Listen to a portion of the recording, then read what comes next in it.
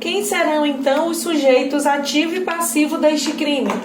Bom, o sujeito ativo é fácil, né? Qualquer pessoa, porque ele é um crime comum, não exige nenhuma condição específica para o sujeito ativo. E o sujeito passivo, quem é que vai ser? A coletividade que foi lesada, que é lesada pelos crimes contra a fé pública e algum eventual lesado com aquela conduta. Por exemplo, a pessoa que recebeu aquele papel moeda ou aquela moeda metálica falsificada.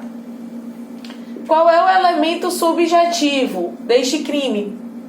Dolo, né? Não cabe culpa, a gente não tem previsão legal do crime de moeda falsa na modalidade culposa. Nós vimos lá antes que todos os crimes contra a fé pública, eles são dolosos, eles pressupõem o dolo.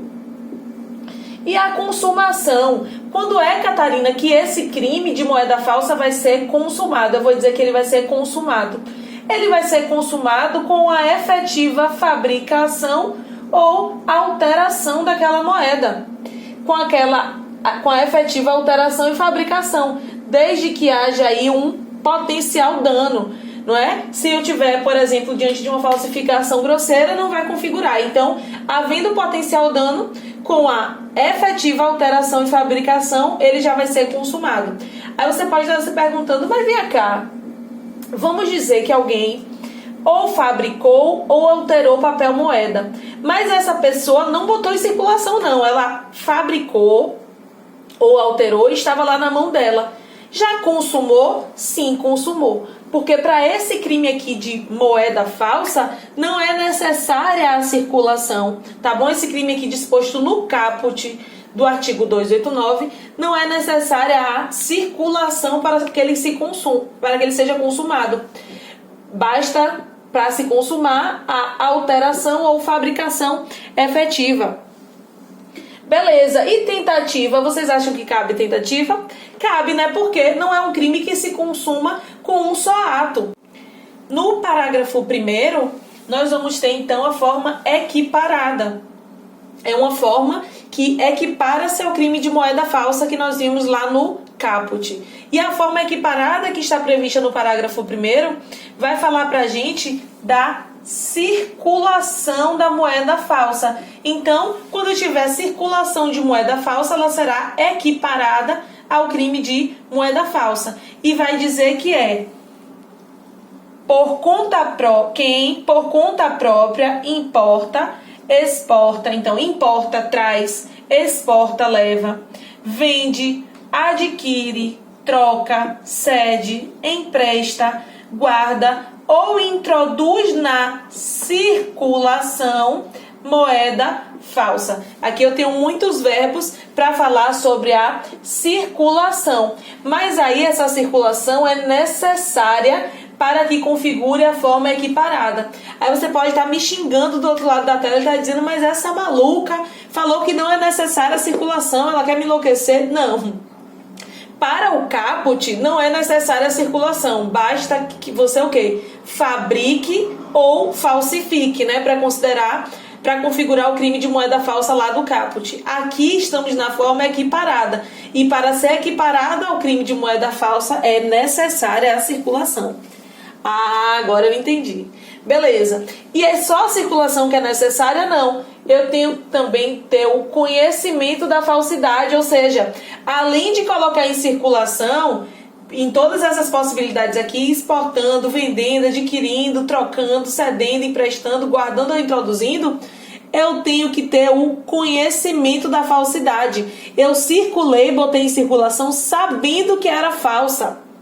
Porque é óbvio, né, gente? Se eu não tiver o conhecimento, se eu não souber, eu fui vítima também, eu não sei, não vou responder. Agora, se eu sabia que era falsa e ainda assim coloquei em circulação, eu estou aqui na forma equiparada.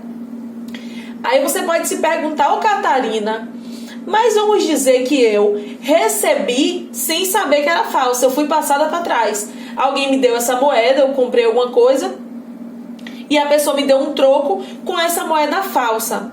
Eu não sabia, mas aí eu olhei, descobri que era falsa e falei, não vou ficar no prejuízo, vou passar para outra pessoa. Eu estou aqui na forma equiparada? Não. Você está na forma privilegiada. Vocês entenderam a situação, né? Eu recebo a moeda achando que é verdadeira, ou seja, eu recebi de boa fé, mas repassei de má fé. Recebi de boa fé, descobri que era falsa e repassei. Eu tive má fé aqui no repasse, porque eu sabia do vício, eu sabia que ela era falsificada. Então eu estou lá no parágrafo 2º ainda do artigo 289. E ele vai trazer exatamente essa possibilidade. Quem recebe de boa fé e repassa de má fé. Aí vai responder por detenção de 6 meses a 2 anos mais multa.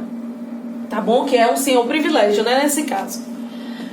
Certo, e temos ainda a possibilidade de qualificada, a forma qualificada. E a forma qualificada nós vamos ver ela bem detalhada no próximo vídeo. Mas aqui eu já digo para vocês que a forma qualificada traz a possibilidade de funcionário público, gerente ou fiscal da fabricação ou emissão da moeda.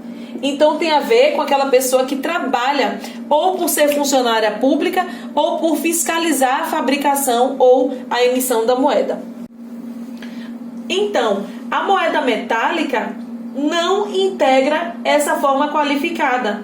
Como assim, Catarina? Se esse funcionário público que autorizou a fabricação ou a emissão, ou ele mesmo emitiu a moeda metálica, não estaremos diante da forma qualificada. Por quê? Porque só se trata aqui de papel moeda. E aí, com relação à moeda metálica, falta a previsão legal. A gente não tem previsão legal da moeda metálica aqui na forma qualificada. Ele pode sim entrar lá na possibilidade do caput, mas não na qualificadora. Essa qualificadora não vai entrar aqui, certo? Vimos então a qualificadora, a forma qualificada. Vamos estudar agora, lá no parágrafo 4º, o desvio e circulação antecipada. Aqui eu tenho uma possibilidade diferente. Aqui no crime de circulação, desvio e circulação antecipada, o tipo penal é desviar e fazer circular a moeda não autorizada. Aqui eu estou circulando uma moeda que não foi autorizada a circular naquele momento. Eu ou desviei o seu local ou circulei de forma antecipada, desviei seu curso ou circulei de forma antecipada. Então eu tive uma circulação não autorizada.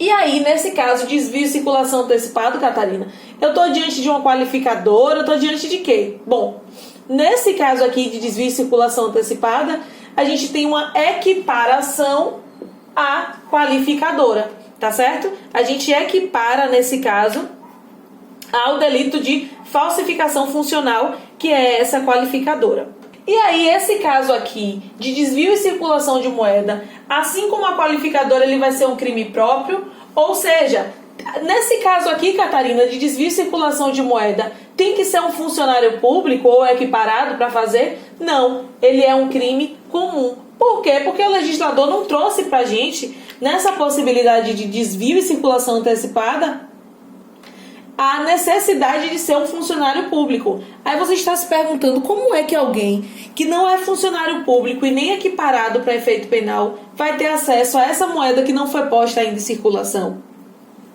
E eu tenho um exemplo mirabolante para dar para vocês.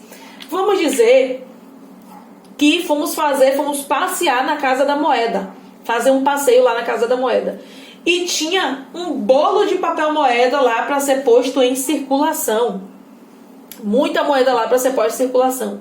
E aí a gente pegou essa moeda e circulou, botou em circulação. Estamos aqui respondendo pelo crime de desvio e circulação antecipada. Por quê? Porque não precisa ser funcionário público ou equiparado para cometer esse crime. E outra coisa, essa moeda aqui, do desvio e circulação antecipada, é uma moeda verdadeira. Entenda, nós não falamos aqui em nenhum momento, neste crime aqui, do parágrafo 4º, em falsificar, em alterar. Não falamos.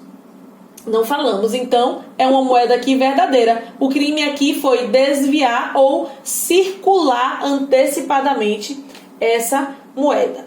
Tá certo? Então, sobre qualificadora, vencemos, já vimos a qualificadora. No vídeo anterior vimos a forma privilegiada e a equiparada.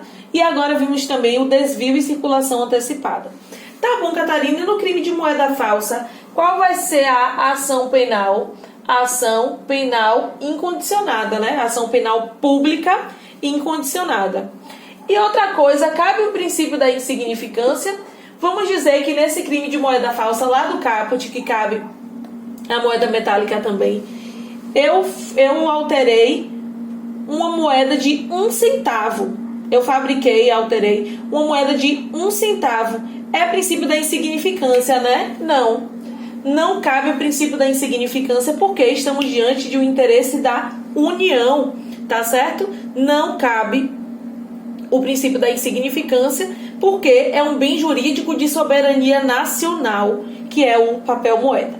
E aí as súmulas, se vocês quiserem ler do STJ, a súmula 17 e a súmula 73, que falam a respeito desse assunto de moeda falsa.